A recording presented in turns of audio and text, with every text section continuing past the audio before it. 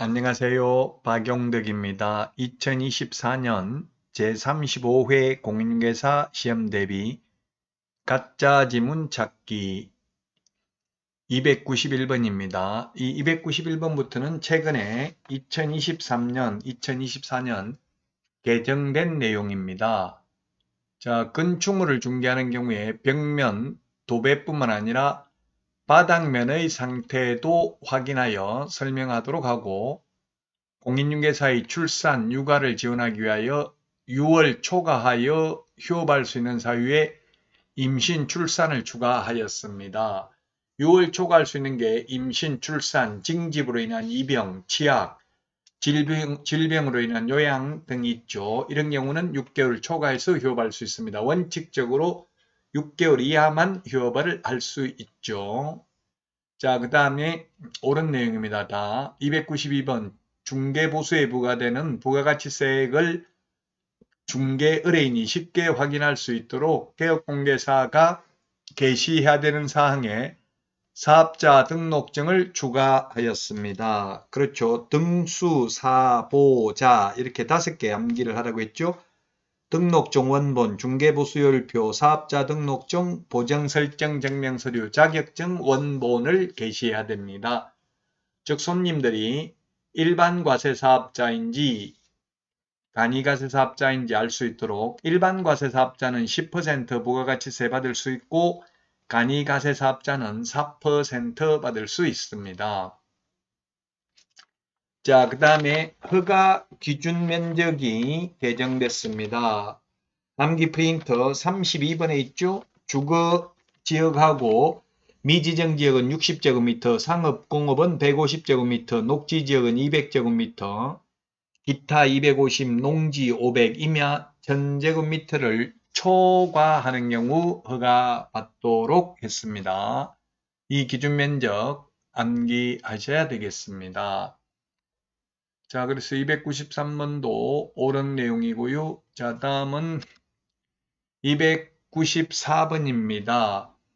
수도권광역시 세종특별자치시에 소재하는 토지로서 거래금액이 1억 이상인 토지나 수도권광역시 및 세종특별자치시 외에 소재하는 토지로서 거래가격이 6억 이상입니다. 6억 초과가 아니라 6억 이상이죠. 6억 이상, 1억 이상입니다. 수도권 등은 1억 이상, 수도권 광역시 세종특별자치시 외의 경우 6억 이상인 토지를 거래하는 경우 토지거래 신고사항에 자금조달계획 및 토지이용계획도 포함하도록 하였습니다. 단 우리 암기 프린터 13번에 맨 밑에 있는데요. 수도권 광역시 세종시의 경우 지분거래면 금액과 무관하게 자금조달계획 제출해야 되고요. 수도권 등 외의 경우에는 지분거래든 비지분거래든 모두 6억 이상인 경우에만 토지취득자금조달계획서를 제출하면 되겠습니다.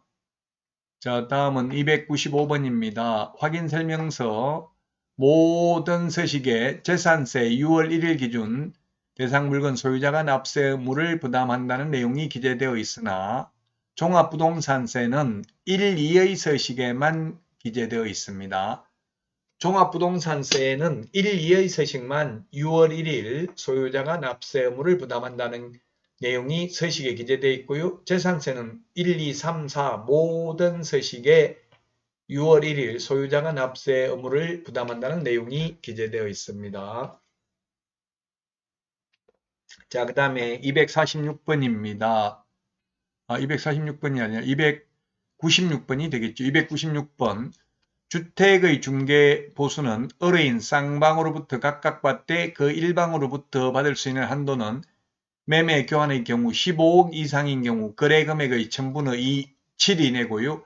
임대차의 경우 15억 이상인 경우 1000분의 6 이내에서 다시 시도 조례로 정합니다. 옛날에는 매매는 0.9%, 임대차는 최대 0.8%까지 받을 수 있었는데 지금은 15억 이상인 경우 매매는 0.7, 임대차는 0.6 범위 내에서 다시 시도 조례로 정합니다.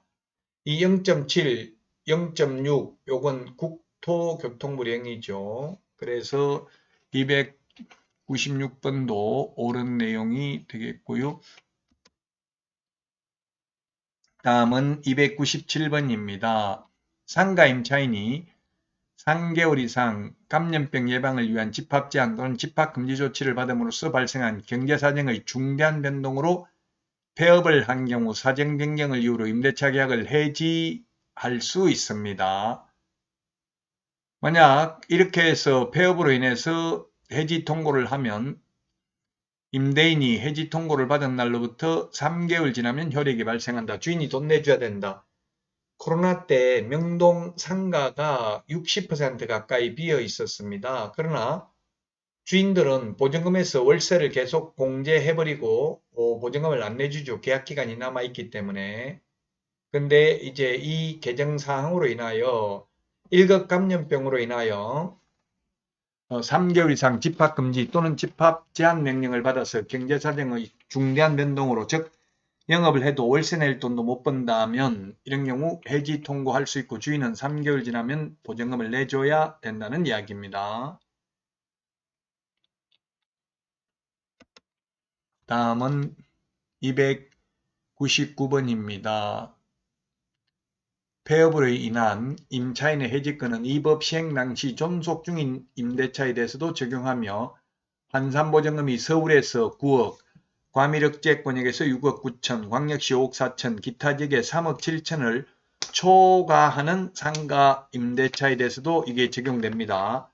집합금지 또는 집합제한 명령을 1급 감염병으로 인해서 3개월 이상 받아서 경제사정의 변동으로 인하여 중대한 변동으로 인해서 해지하는 경우에 3개월 후 효력 발생하는 것은 서울에서 환산보증금이 9억을 초과하는 경우에도 적용됩니다. 암기 프린터 29번에 보면은 맨 밑에 모든 상가에 적용되는 게 9억, 서울에서 9억 초과하는 경우도 적용되는 게 임시, 표준, 대개, 권해 이렇게 돼 있죠. 이게 임시 특례 규정입니다. 지금 하고 있는 게. 그 다음에 표준계약서 사용 권장하는 것 9억 초과에도 가능하고요. 대항력, 계약갱신요구권, 권리금 회수기회 보장, 3개의 차임액을 연체했을 때 해지할 수 있다. 이런 것들은 환산보증금이 서울에서 9억을 초과하더라도 적용됩니다. 자, 다음은 300번입니다. 시구 업면장은 농지취득자익증명 발급 신청을 받은 때에는 그 신청을 받은 날로부터 7일 이내에 농업경영계약 계획서를 작성하지 아니하고 농지취득자익증명의 발급을 신청할 수 있는 경우에는 4일 이내, 농지위원회 심의 대상인 경우에는 14일 이내에 신청인에게 농지취득자익증명을 발급해야 됩니다. 숫자들 기억하시기 바랍니다. 원칙 7일, 그 다음에 예외, 농업경영계획서 제출하지 않는 경우에는 4일, 농업경영계획서 제출하지 않는 경우가 어떤 경우가 있습니까? 주말 체험용 농이나 학교가 실습용 농지를 취득하는 경우, 농지 전용허가, 전용 신고를 한 경우 등이 되겠죠. 자, 이번 시간 여기까지 하고요. 다음 시간에 찾아뵙겠습니다. 안녕히 계십시오. 안녕.